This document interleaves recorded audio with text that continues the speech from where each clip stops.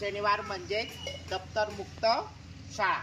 तर आम्ही आज या दप्तर मुक्त उपक्रमामध्ये आम्ही आमच्या शाळेमध्ये आज वर्तुळ, त्रिकोण, चौरस हा संबोध मुलांना समजून सांगण्यासाठी आम्ही त्यांची बैठक रचना ही त्या आकाराप्रमाणे केलेली आहे। पहिल्यांदा आम्ही मुलांना या ठिकाणी गोल तयार केलेला आहे। क्रेयॉनशीटला लक्ष दे, या ठिकाणी गोल तयार केलेला आहे। तर या गोल मध्ये मुलांना आम्ही बसवल्यानंतर मुलांना त्या गोल आकाराची बांगडी दाखवली, गोल आकाराचा डब्याचा झाकण दाखवला, गोल आकाराचं कडं दाखवलं। तर पहा, गोल म्हणजेच काय असतो मुलांनो? वर्तुळ। गोल म्हणजेच काय असतो? वर्तुळ। हा जो काही गोल तयार केलाय की नाही आपण या ठिकाणी, तो गोल म्हणजेच वर्तुळ। लक्षात आलं तुमच्या? त्रिकोण हे शिकणार आहोत। तरी त्रिकोणाचे किती बाजू असतात?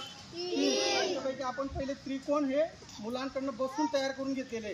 ही एक बाजू, दुसरी बाजू आणि हे तिसरी बाजू। आणि त्रिकोणाला किती कोण? हा एक कोण, 1, 2 आणि 3 असे त्रिकोणाला 3 कोण असतात। तर त्रिकोणाच्या बाजू किती आहेत बरं? किती? आणि कोण? चौरसाची विषयी माहिती सांगतोय बघा। 1, 2, 3, 4 हे 4 बिंदू एकमेकांना जोडलेले असतात। 4 बिंदू एकमेकांना जोडलेले असतात म्हणजे बा चारही बाजू समान असतात। चारही बाजू त्याला चौकोन म्हणतात। त्याला काय म्हणतात? चौकोन। त्या चौकोनासारखे आपण मुलं सर्व इथं वांगे चौकोन तयार केलेला आहे बघा। चौकोनासारख्या वस्तू तुम्हाला माहिती आहेत का? तुमच्या घरात किंवा आपल्या शाळेत अशा वस्तू पाहिलेल्या असतील तर त्यांची नावे सांगायचे। सांगा बरं, कोणाला माहिती आहे? उभं राहून सांगायचं। काय? ठोकळा। छाबक। ठोकळा कसा असतो? ठोकळा कसा असतो?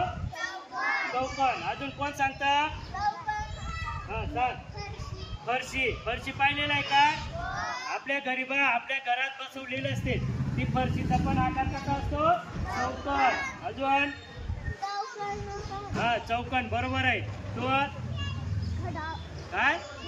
घड्याळ। काय सांगितलं याने?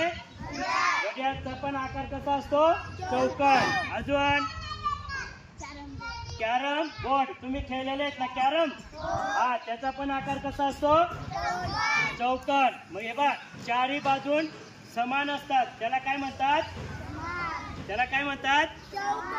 दप्तर मुक्त शनिवार म्हटला की मुलांना आनंद होतो। शाळेमध्ये दप्तर आणायचं नाही म्हणून आम्ही त्या दिवशी वेगवेगळे उपक्रम राबवत असतो। तर शनिवारी आपण मुलांना पूरक आहार म्हणून शेंगदाणा गूळ, राजगिऱ्याचे लाडू, चिक्की देत असतो आणि म्हणून शनिवारी मुलं आनंदाने शाळेत येत असतात।